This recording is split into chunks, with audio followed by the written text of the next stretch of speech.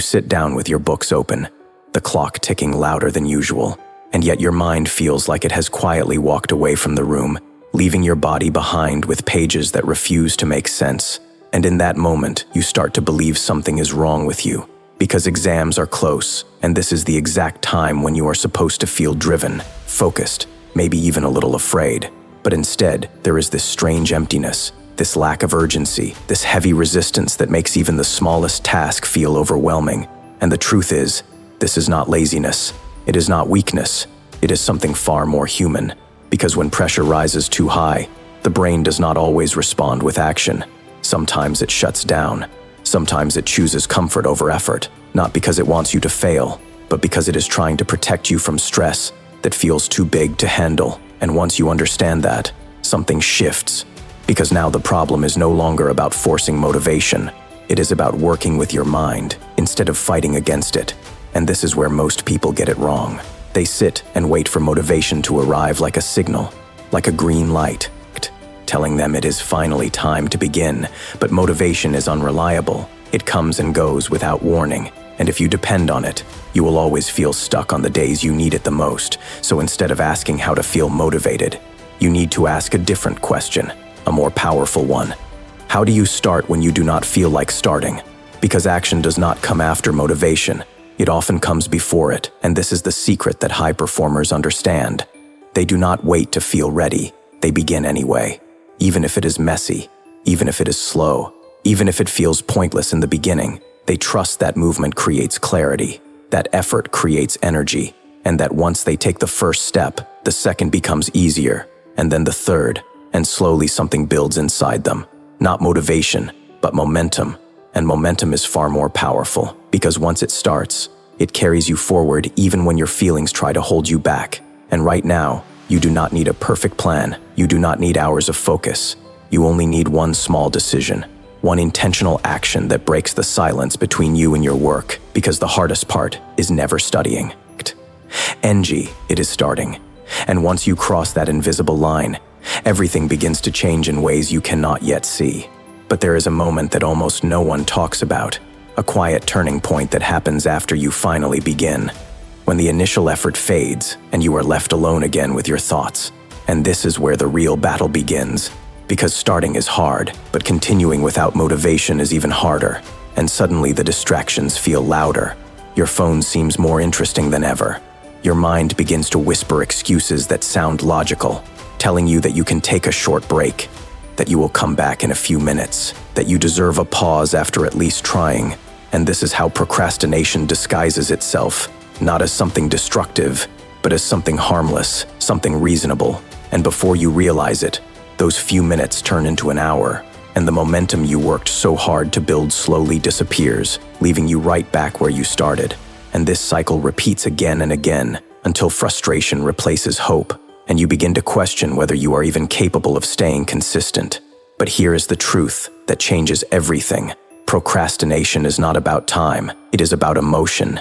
It is the mind's way of avoiding discomfort, because studying, especially before exams, forces you to face uncertainty. It reminds you of what you do not know. It creates a quiet pressure that feels easier to escape than to confront.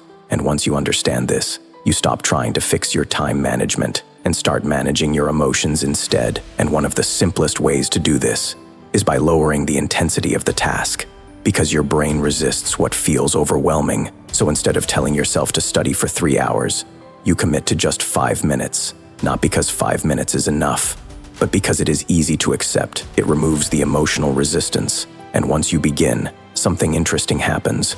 Your mind settles, the anxiety softens, and what once felt impossible now feels manageable. And this is how you trick your brain into working with you, instead of against you. You make the start so small that it becomes almost impossible to refuse, and then you let momentum take over.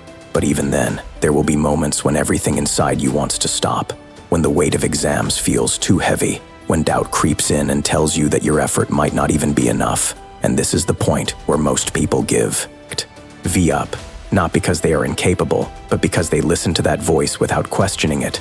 And what they do not realize is that this voice is not a prediction of failure. It is simply fear trying to protect them from disappointment. And if you can recognize that, if you can continue, Despite that feeling, even for a few more minutes, you begin to build something far more valuable than motivation.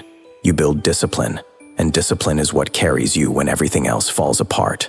And if you stay with that discipline long enough, something powerful begins to unfold inside you, something that feels almost invisible at first, but slowly becomes undeniable because you start to realize that you are no longer controlled by how you feel in the moment.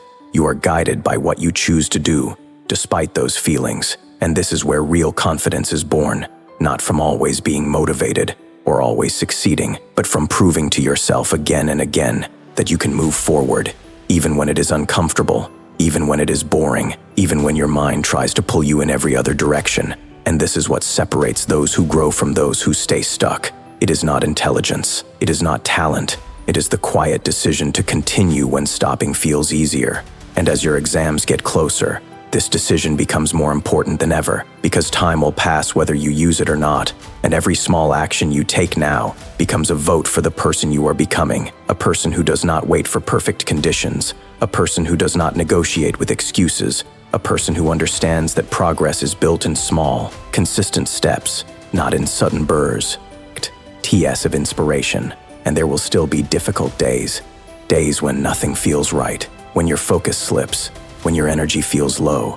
But instead of seeing those days as failures, you begin to see them as part of the process, because consistency is not about being perfect. It is about showing up anyway. It is about doing what you can with what you have in that moment, and trusting that it is enough to keep you moving forward. And over time, those small efforts compound into something greater than you expected. They build knowledge, they build resilience, they build a sense of control that replaces the anxiety you once felt. And when the day of your exam finally arrives, you will not walk in with fear alone. You will walk in with the quiet strength of knowing that you did not rely on motivation. You relied on action, and that is something no test can take away from you, because it becomes part of who you are.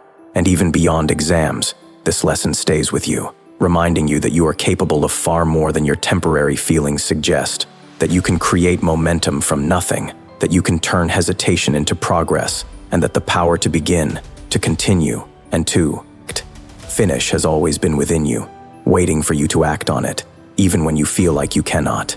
If you are benefiting from our topics, please subscribe, like, and turn on the bell notifications so you can see our new videos early.